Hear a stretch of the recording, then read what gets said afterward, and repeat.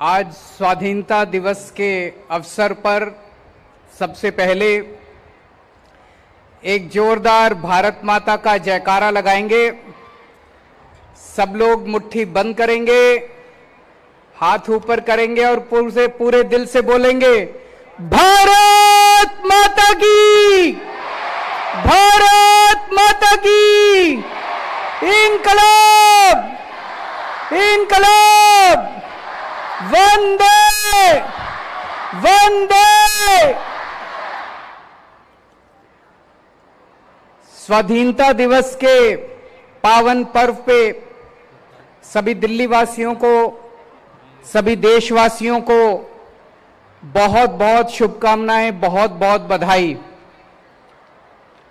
सबसे पहले मैं उन सभी स्वतंत्रता सेनानियों को, लाखों लाखों करोड़ों लोग जिन्होंने किस्म किस्म की कुर्बानियां देके हमारे देश को आजाद कराया, उन सब लोगों को मैं दिल से नमन करता हूं। जिन लोगों ने देश आजाद होने के बाद, उन सभी जवानों ने, जिन लोगों ने बॉर्डर के ऊपर पिछले 76 साल देश की सुरक्षा की, देश की रक्षा की और अपनी जान की बाजी लगा के देश की रक्षा की, उन सब लोगों को मैं दिल से नमन करता हूं। जिन लोगों ने पिछले 76 साल में किस्म किस्म के क्षेत्रों में, अलग अलग क्षेत्रों में दुनिया भर में भारत का नाम रोशन किया, आज स्वाधीनता पर्व के अवसर पे मैं उन सब लोगों को नमन करता हूं। अभी कुछ दिन पहले हमारी प्यारी दिल्ली में प्राकृतिक आपदा आई थी, भीषण बाढ़ आई थी। यमुना का स्तर इतना बढ़ गया था जितना आज तक दिल्ली के इतिहास में कभी उतना यमुना का स्तर नहीं बढ़ा था। लेकिन सभी दिल्लीवासियों ने मिलकर दिल्ली सरकार के साथ, केंद्र सरकार की मदद से इस आपदा का सामना किया और मुझे खुशी है कि हम उस आपदा का सामना करने में सफल हुए। कुछ लोगों के घरों में क्षति हुई, उन लोगों का सामान नष्ट हो गया था।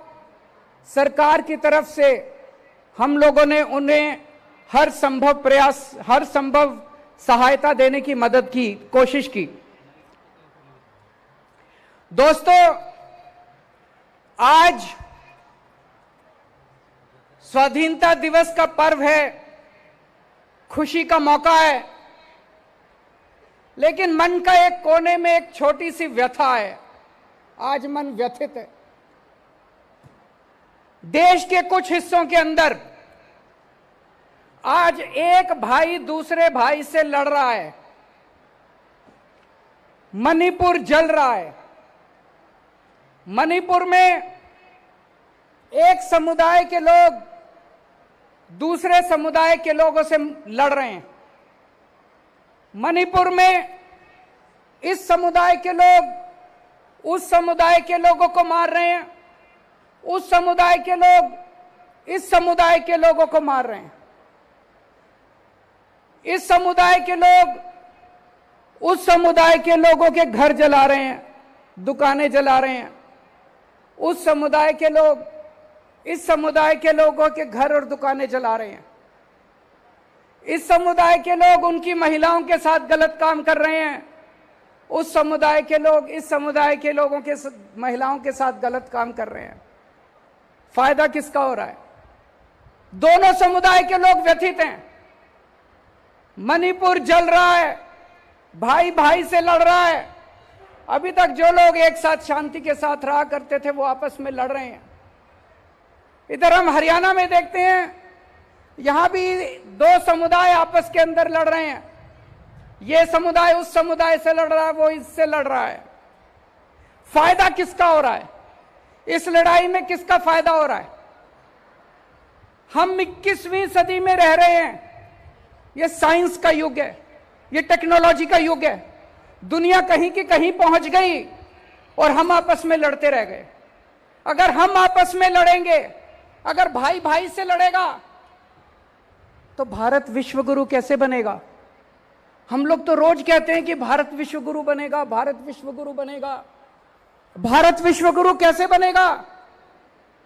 एक परिवार, एक पिता जिन्होंने अपनी जिंदगी में खूब पैसा कमाया, उनकी मौत हो गई, उनके 4 बच्चे हैं, चारों बच्चे आपस में लड़ रहे हैं, एक दूसरे को मारने पे आतुर हैं। क्या वो परिवार प्रगति कर सकता है? बिल्कुल नहीं कर सकता। पिताजी जो कमा के गए थे वो भी खत्म कर देगा परिवार, चारों बच्चे उसको भी उजाड़ देंगे। लेकिन एक परिवार जिसमें चारों भाई मिलके परिवार में एक साथ मोहब्बत के साथ रहते हैं, वो परिवार तरक्की करता है।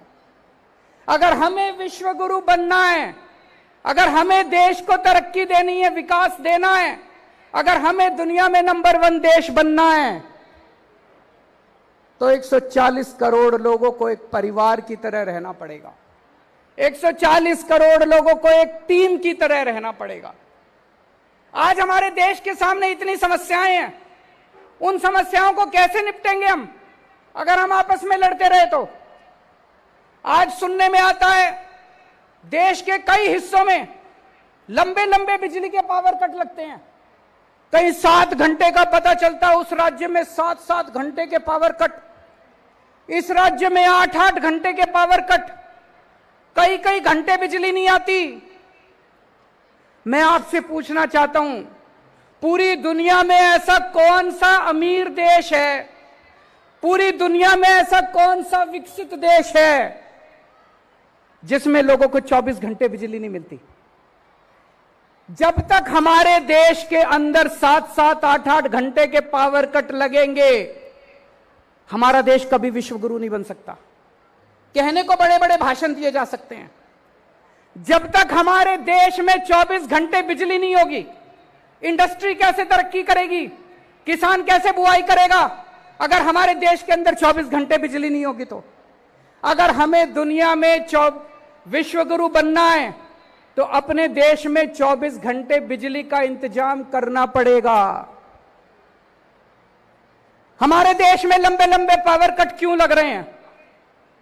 बिजली क्यों नहीं आती? क्या बिजली की कमी है? अब मैं आपको एक ऐसा आंकड़ा बताने वाला हूं जिसे सुन के आप चौंक जाएंगे। हमारे देश में 4.25 लाख मेगावाट बिजली बनाने की क्षमता है। कितनी क्षमता है? 4.25 लाख मेगावाट बिजली उत्पादन करने की क्षमता है। यानी कि हमारे देश में इतने पावर प्लांट हैं कि वो सारे अगर 100% क्षमता पे काम करें तो 4.25 लाख मेगावाट बिजली बना सकते हैं। और हमारे देश की बिजली की डिमांड कितनी है?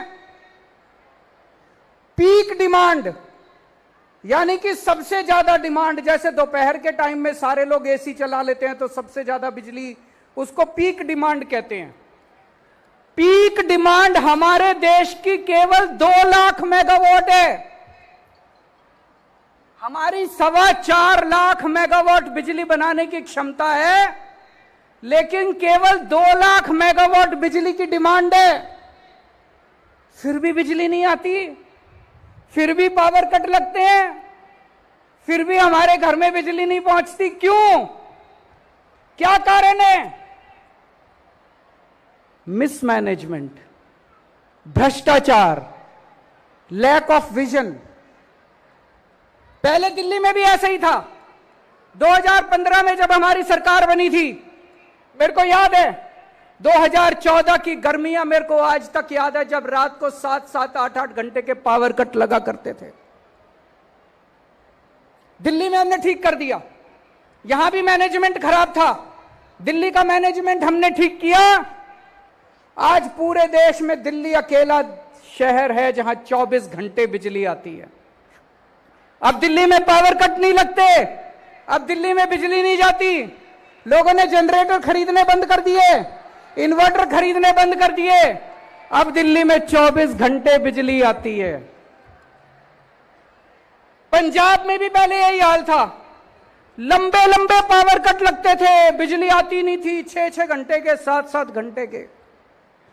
अभी 1 साल हुआ पंजाब में सरकार बने हुए, पंजाब में 24 घंटे बिजली आनी चालू हो गई है। पंजाब में भी अब 24 घंटे बिजली आती है। देश में भी 24 घंटे बिजली आ सकती है। अगर हमारी 4.25 लाख मेगावाट बिजली बनाने की क्षमता है, तो हमारे देश के अंदर भी 24 घंटे बिजली आ सकती है। मैनेजमेंट ठीक करना है, भ्रष्टाचार खत्म करना है। 3 से 4 साल लगेंगे। 3 से 4 साल के अंदर पूरे देश के अंदर 24 घंटे बिजली आ सकती है, पावर कट खत्म हो सकते हैं। और जब देश में पावर कट खत्म होंगे, 24 घंटे बिजली आएगी, तभी तो हमारा देश विश्व गुरु बनेगा। लंबे लंबे पावर कट से विश्व गुरु कैसे बनेगा? एक और बात है, कोई पावर प्लांट अगर 50% कैपेसिटी पे चलता है, तो वो जो बिजली पैदा करता है वो बहुत महंगी होती है। और अगर 100% कैपेसिटी पे काम करता है, तो वो बहुत सस्ती बिजली पैदा करता है। अगर हम अपनी पूरी 100% क्षमता पे 4.25 लाख मेगावाट बिजली पैदा करनी चालू कर दें, देश में बिजली के रेट आधे हो जाएंगे। हम बिजली एक्सपोर्ट करना चालू कर देंगे, दूसरे देशों को भारत बिजली देना चालू करेगा, और अपने देश के अंदर 24 घंटे बिजली आनी शुरू हो जाएगी। तभी मेरा भारत विश्व गुरु बनेगा। मैंने दिल्ली में मुफ्त बिजली देनी चालू की। 200 यूनिट तक लोगों के बिजली के बिल हमने माफ कर दिए। कुछ लोगों ने मेरा बहुत मजाक उड़ाया। पंजाब में जब सरकार बनी, पंजाब के अंदर भी हम लोगों ने लोगों को बिजली मुफ्त देनी चालू कर दी कि अगर आपका 200 यूनिट तक का बिजली का बिल आता है तो आपको बिजली का बिल नहीं भरना पड़ेगा। कुछ लोगों ने मेरा बहुत मजाक उड़ाया, कुछ लोगों ने मेरी बहुत निंदा की, कुछ लोगों ने कहा केजरीवाल फ्री की रेवड़ी देता है। आज मैं देश के सामने 2 विकल्प रख रहा हूं। पहला विकल्प, अगर हमें पूरे देश के 140 करोड़ लोगों के 200 यूनिट तक के बिजली के बिल माफ करने हैं, केवल 1.5 लाख करोड़ रुपए का खर्चा आएगा।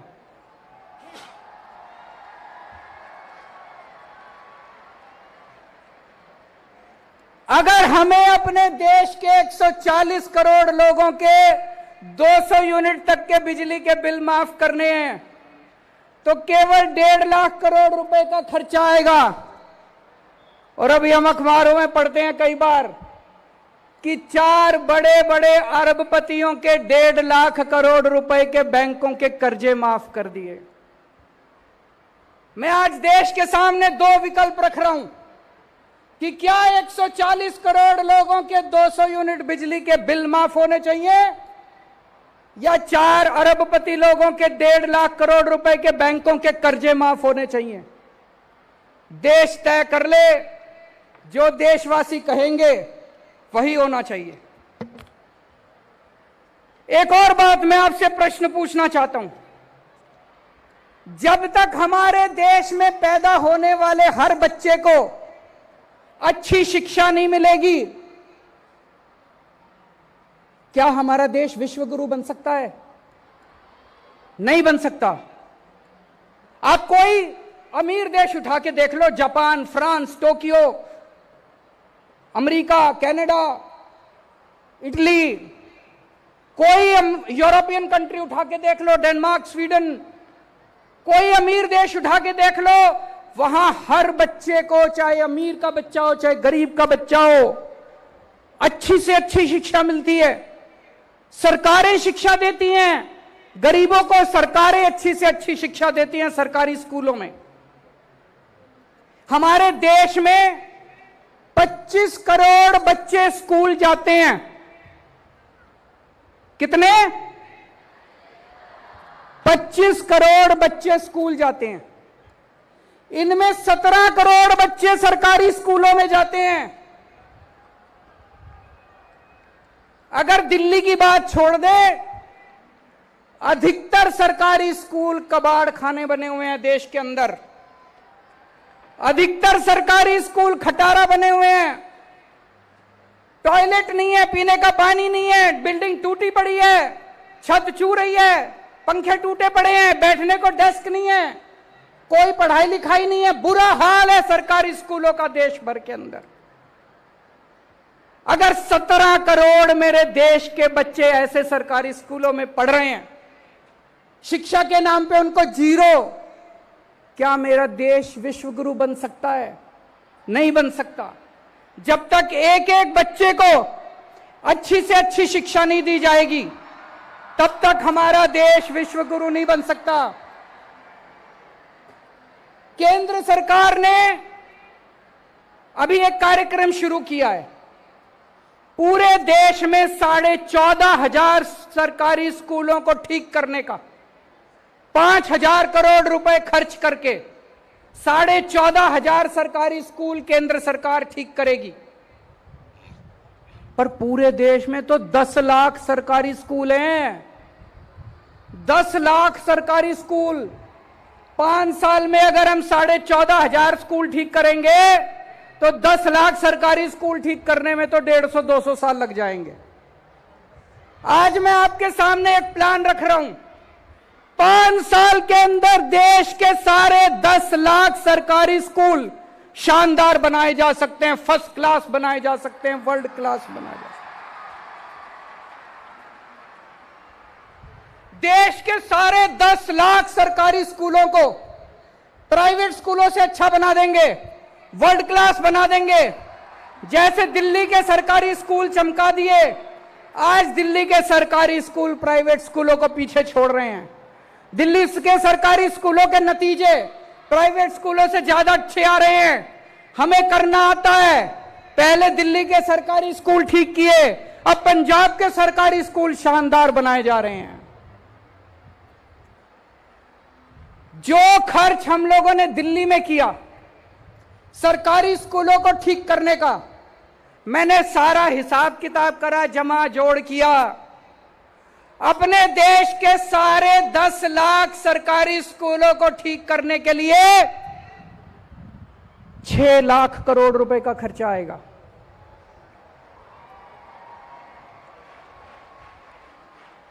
और अगर 5 साल में ठीक करेंगे तो 6 लाख को 5 से भाग करके देख लो, 1.25 लाख करोड़ रुपए हर साल खर्च करने पड़ेंगे। 1.25 लाख करोड़ रुपए भारत जैसे देश के लिए, अपने लिए कोई ज्यादा नहीं है। अगर मेरे देश के 25-17 करोड़ बच्चों को अच्छी शिक्षा मिलती हो, अगर मेरे देश के 17 करोड़ बच्चों को शानदार शिक्षा मिलती हो, प्राइवेट स्कूलों से भी अच्छी शिक्षा मिलती हो, तो हर साल 1.25 लाख करोड़ रुपए तो कुछ भी नहीं है। भारत जैसे लोग देश के लिए तो चिल्लर है 1.25 लाख करोड़ रुपए। क्या हमें अपने देश के बच्चों को अच्छी शिक्षा देने के लिए हर साल 1.25 लाख करोड़ रुपए खर्च करने चाहिए?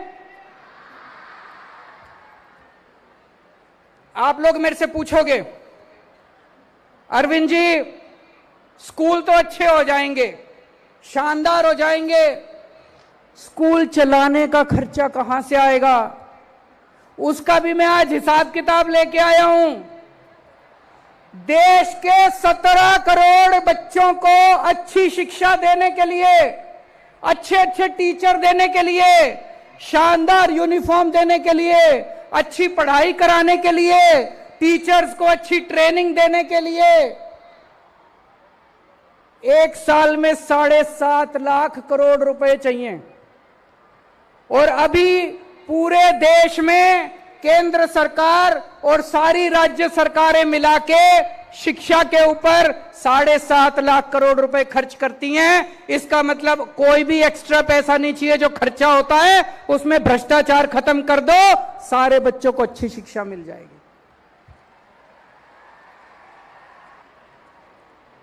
दोस्तों,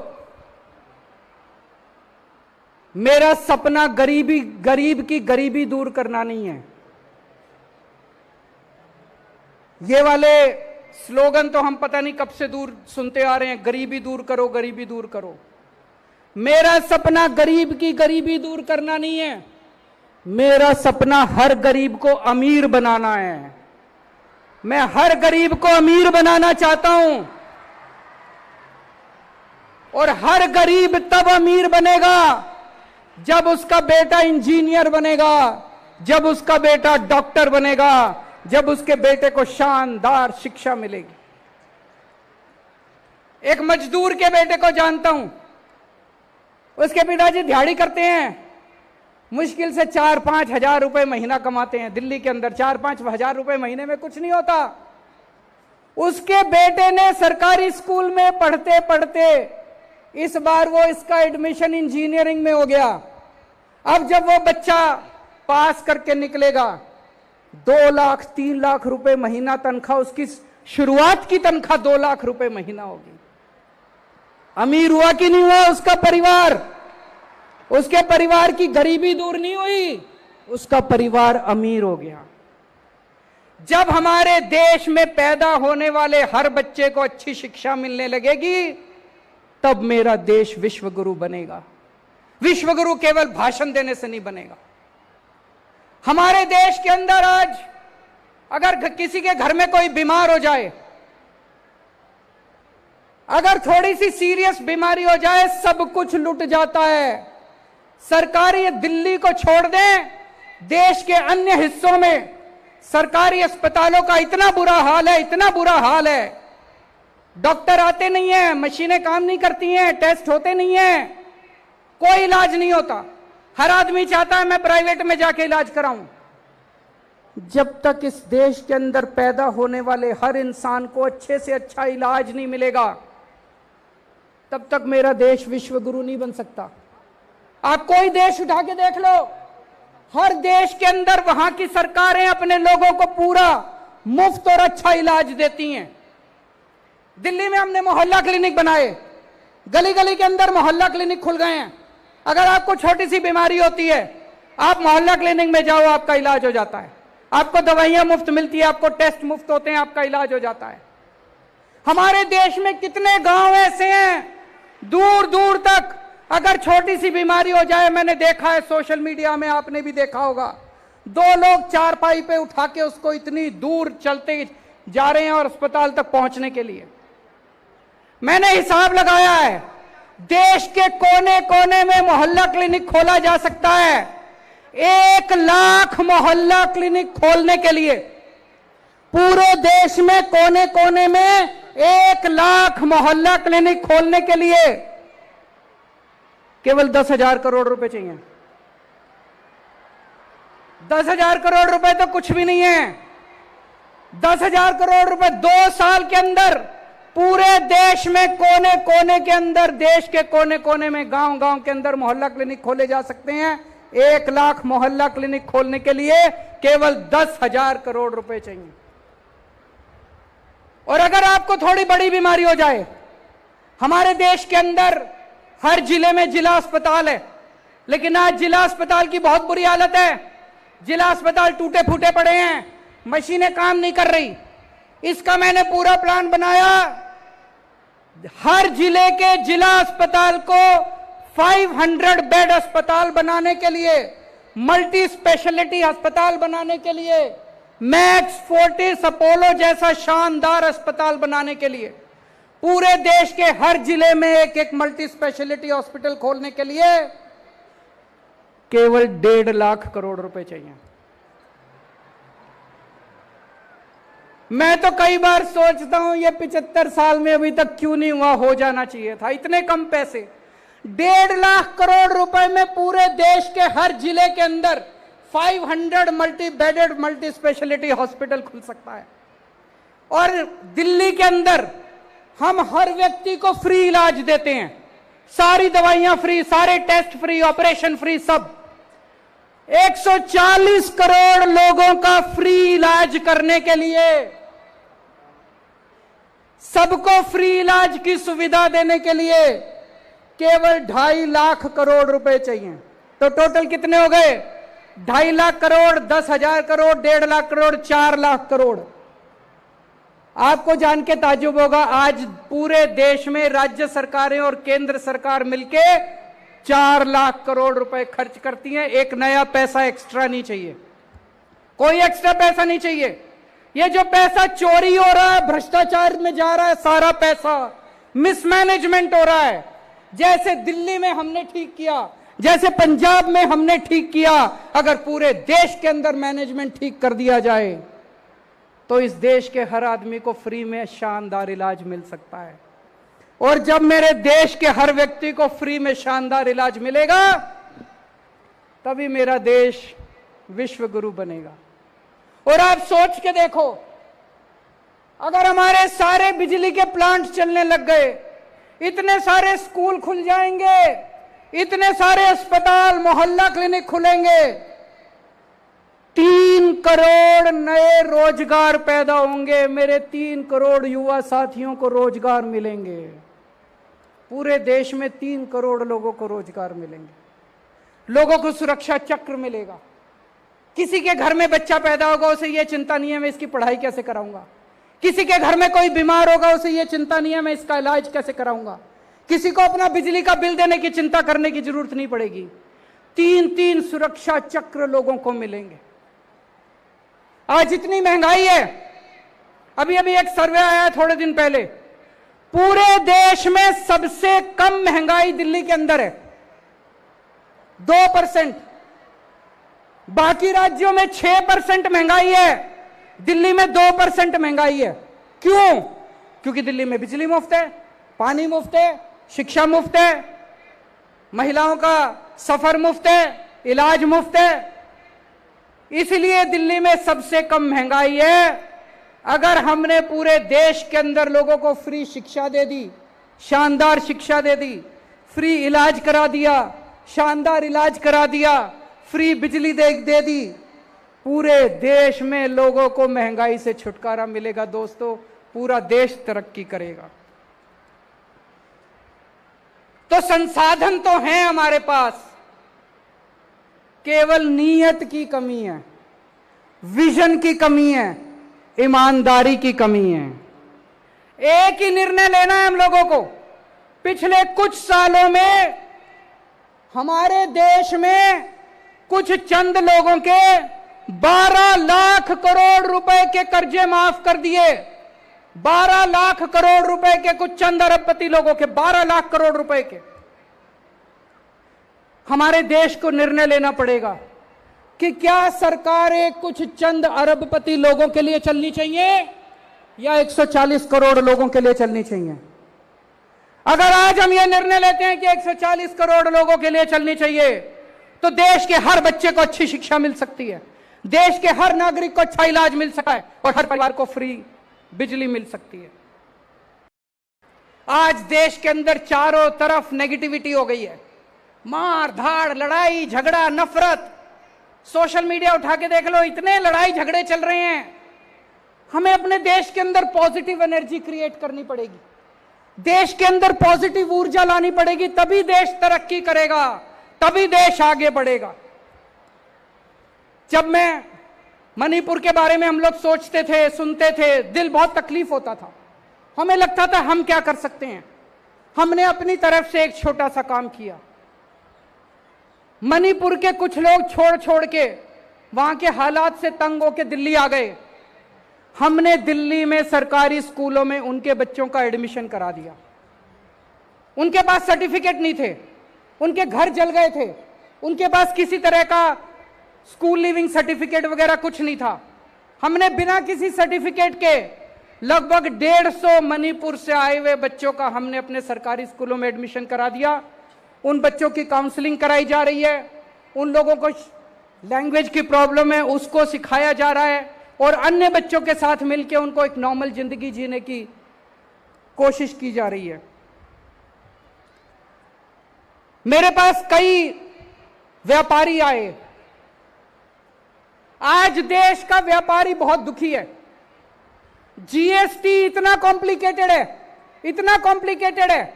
लोग कहते हैं जी धंधा करें कि जीएसटी करें। हम 24 घंटे जीएसटी करते रहते हैं, 24 घंटे टैक्सेशन करते रहते हैं, फिर भी कहीं ना कोई गलती हो जाती है। हमारे देश का व्यापारी ईमानदारी से काम करना चाहता है, हमारे देश का उद्योगपति ईमानदारी से काम करना चाहता है, लेकिन हमने सिस्टम ऐसा बना दिया कि उसको जानबूझ के बेईमानी करनी पड़ती है। मुझे लगता है कि जीएसटी के अंदर मूल चूल परिवर्तन करने की जरूरत है। व्यापारी जीएसटी हैंडल नहीं कर पा रहा। चाणक्य ने एक बारी कहा था कि जब कोई राजा टैक्स लेता है तो उसे ऐसे टैक्स लेना चाहिए जैसे मधुमक्खी बड़े प्यार से फूल से शहद निकालती है और फूल को पता भी नहीं चलता कि शहद निकाल लिया गया। उसी तरह से सरकार को व्यापारियों से ऐसे टैक्स लेना चाहिए कि व्यापारियों को पता भी ना चले कि उससे टैक्स ले लिया गया। लेकिन अगर टैक्स इतना कॉम्प्लिकेटेड कर दिया कि व्यापारी दुखी है, तो फिर व्यापारी व्यापार कैसे करेगा, और व्यापार नहीं करेगा तो देश तरक्की कैसे करेगा। अभी दिल्ली के लोगों का अधिकार छीनने के लिए पहले एक ऑर्डिनेंस लाया गया और उसके बाद एक कानून पास किया गया। दिल्ली के लोगों के लोकतांत्रिक अधिकार छीन लिए गए। दिल्ली की चुनी हुई सरकार के काम करने की क्षमता को छीन लिया गया। मेरे पास बहुत लोग आ रहे हैं, मुझसे पूछ रहे हैं अब आप काम कैसे करोगे। आज मैं स्वतंत्रता दिवस के पावन अवसर पे दिल्ली के 2 करोड़ लोगों को यह आश्वासन देता हूं कि जो मर्जी हो जाए, जो मर्जी पावर छीन लें, हमारे 2 काम जारी रहेंगे। एक तरफ हम पावर वापस आपको, आपकी पावर वापस दिलाएंगे, दिल्ली के 2 करोड़ लोगों को आपको अपने अधिकार वापस दिलाएंगे। इसकी लड़ाई हम सुप्रीम कोर्ट में लड़ेंगे। लेकिन जितने काम चल रहे हैं, जब से मैं दिल्ली का मुख्यमंत्री बना हूं, तब से ये लोग मेरे काम में अड़चन अड़ाने की कोशिश करते हैं, मेरे काम में अड़चन अड़ाने की कोशिश करते हैं, लेकिन मैंने काम रुकने नहीं दिए। आपके जितने दिल्ली में काम चल रहे हैं, सारे काम चलते रहेंगे। आपकी फ्री बिजली चालू रहेगी, आपके बच्चों का अच्छी शिक्षा जारी रहेगी, आपके लोगों का अच्छा इलाज जारी रहेगा, आपकी महिलाओं को फ्री सफर जारी रहेगा। आप चिंता मत करना, अपना प्यार बनाए रखना। जितने काम है सारे काम जारी रहेंगे। हो सकता है थोड़ी स्पीड कम हो जाए, जब क्षमता वापस आएगी सारी तो हम खूब स्पीड से और काम करेंगे। लेकिन यह कभी मत सोचना कि दिल्ली के काम किसी भी हालत में मैं रुकने नहीं दूंगा। दिल्ली के काम नहीं रुकेंगे, बिल्कुल। पिछले दिनों दिल्ली नगर निगम ने पूरी दिल्ली के अंदर सफाई अभियान शुरू किया है। बहुत तेजी के साथ उन्होंने कई टीम बनाई है। पूरा दिल्ली नगर निगम, सभी सफाई कर्मचारी, सभी उनके अधिकारी, सब लोग लगे हुए हैं। मैं दिल्ली के लोगों को आज अपील करना चाहता हूं, आप सब लोग इस सफाई अभियान में जुड़िए और आइए मिलके हम अपनी दिल्ली को साफ सुथरा बनाते हैं। आने वाले दिनों में मैंने अपने सामने 3-4 मेन काम रखे हैं। एक, पानी पे काम करना है और मैं कर रहा हूं। दिल्ली के हर घर 24 घंटे पानी पहुंचना चाहिए और टूटी से साफ पानी आना चाहिए। यमुना की सफाई करनी है, उस पे हम लोग लगे हुए हैं। जो सड़कें टूटी हुई हैं, सारी सड़कों की रिपेयर करानी है और दिल्ली की सड़कों को यूरोपियन स्टैंडर्ड का बनाना है, साफ सुथरा बनाना है। इन सभी कामों पे हम लोग लगे हुए हैं। फिर से अंत में केवल एक ही चीज कहूंगा, हम सब लोग अपने भारत को बहुत प्यार करते हैं, हम सब लोग भारत माता को बहुत प्यार करते हैं। लेकिन अगर हम आपस में लड़ेंगे तो भारत कहीं आगे नहीं पहुंच पाएगा। हमें लड़ना नहीं है, देश के 140 करोड़ लोगों को मिलके एक टीम की तरह, एक परिवार की तरह काम करना है। और जिस दिन हमने मिलकर काम करना शुरू कर दिया, दुनिया की कोई ताकत भारत को दुनिया का नंबर 1